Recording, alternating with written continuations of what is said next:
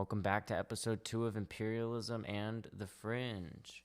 Today I'm going to be talking about the frog jumping Jubilee of Calaveras County, California. We're going to be getting a little amphibious today, and we're going to see where it takes us.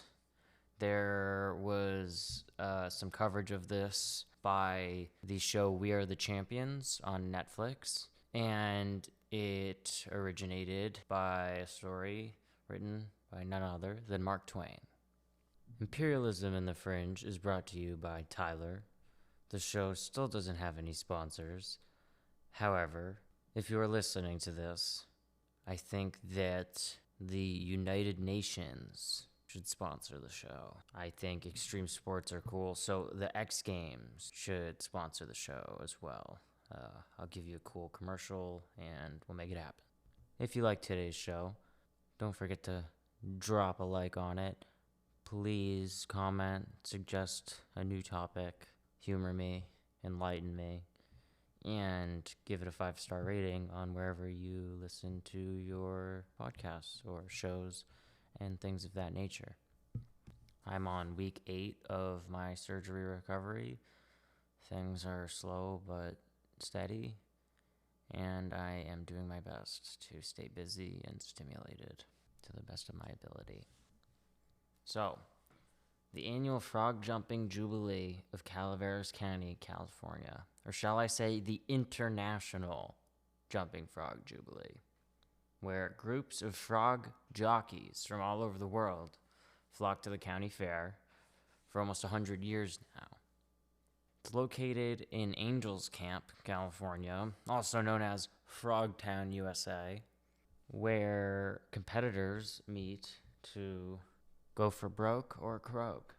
This has been such a big tradition for almost 100 years now, after Mark Twain published The Celebrated Jumping Frog of Calaveras County. It's only been canceled twice, once for the Great Depression and the second for COVID-19.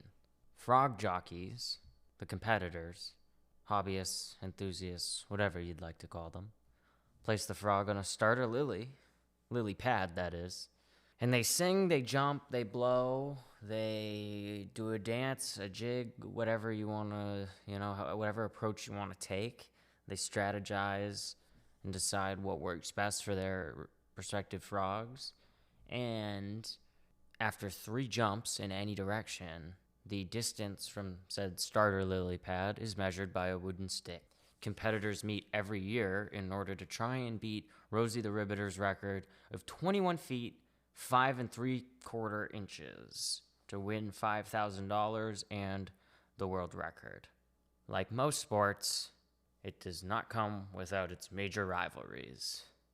The Gustine team, who has been competing for 7 decades now, led by Bob Fasano, is rivals to John Kitchell and the Calaveras County team. John Kitchell has come back to compete year after year with no success. His wife, kids, and even his daughter-in-law has won, but he has not. In order to catch these frogs, some search far and wide for them. They keep the locations a secret, and they treat it like a tactical operation. Others stay local, and they try to just catch them as they see fit, and they treat it a lot more casually. However, the training is quite similar. It consists of practice jumps, feeding them well, and treating them like Olympic athletes training for their big day.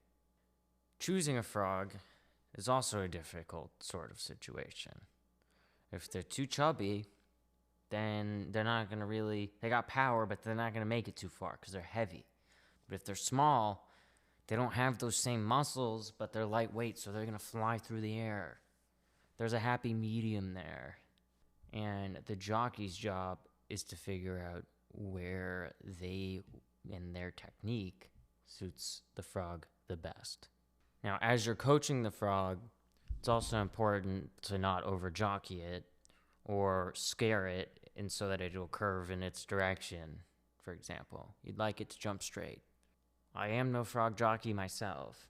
However, they lunge their bodies onto the concrete ground, making exorbitant noises, screams, yells, and slapping the ground right behind the frog, and then it pretty much does the rest. Now, for the animal activists out there, these frogs are treated well. I'm sure historically they were not, but there has been new guidelines and regulations set by the local fish and game in order to make sure of that. They prep the frog, they make sure that the water temperature is comfortable beforehand, and they make sure that conditions are pristine before the event. Because you only get one chance. The weather is important, the warmer being more energy that the frogs may want to expel while jumping, and colder, the more they want to kind of chill. Only 50 out of roughly 2,000 froggies a year make the finals. That's slim pickings. Winners get a trophy, money, and immortalized in the Hop of Fame. This whole experience hits home a little bit for me because growing up, I would often not see people for an entire year, or some of my close friends, and we would run into each other at a wakeboard competition during the summer. Now, despite what had occurred during the year and, whatever direction life had taken us, we would all be on the same sort of playing field when June through August came around. And these people have a similar competitive experience. They also only have one chance. Some days just are not going to be your day. And that's a lot like life.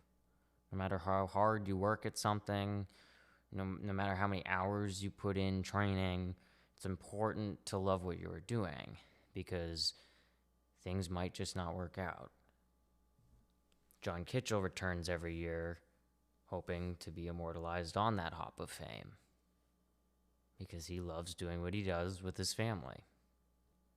You have frogs, you have toads, you have country folk, people who live in cities, and, cultures from all over the world.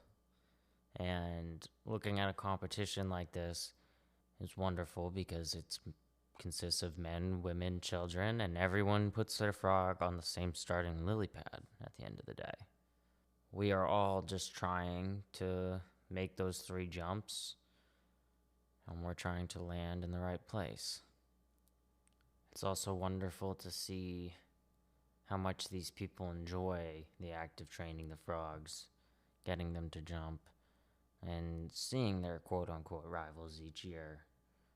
Because there's always a gut feeling that you're all in the same boat, and you all kind of do these things for the same reasons.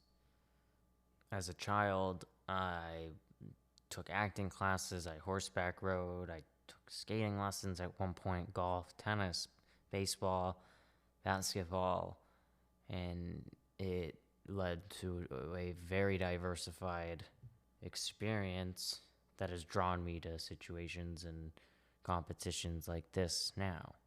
There are drastically different people out there that have interests you couldn't even fathom.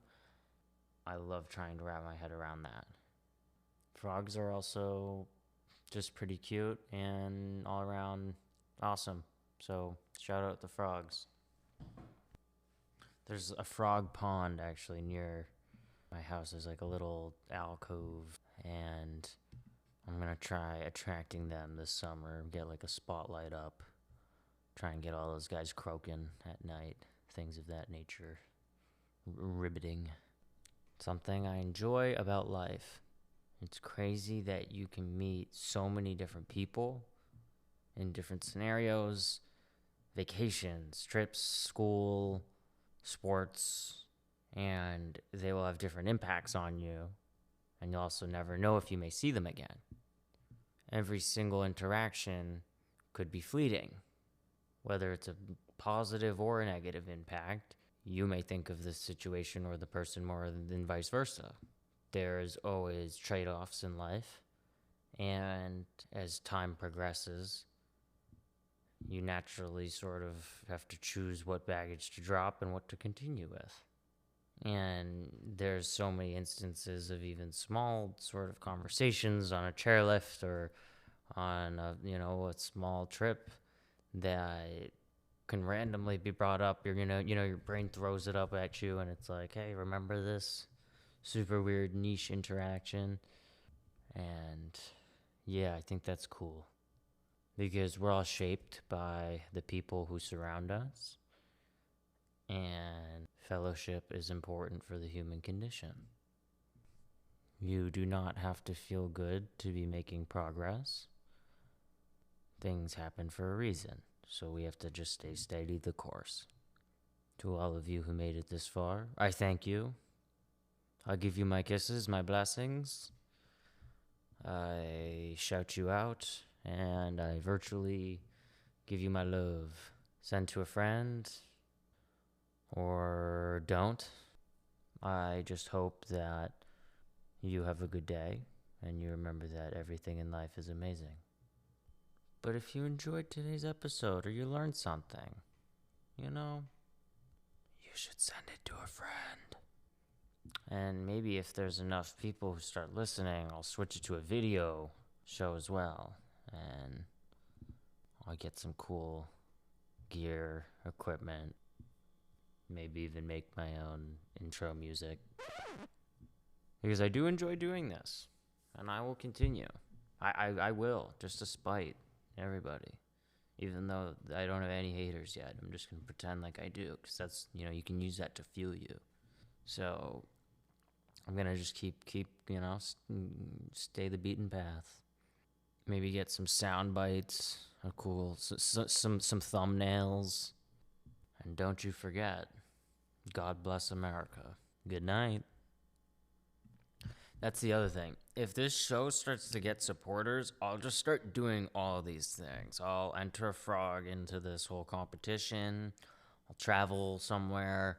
I'll totally just dive right in and make this my whole life, because I do not have a plan right now. So if you like it, spread the word, because I mean everything I'm saying.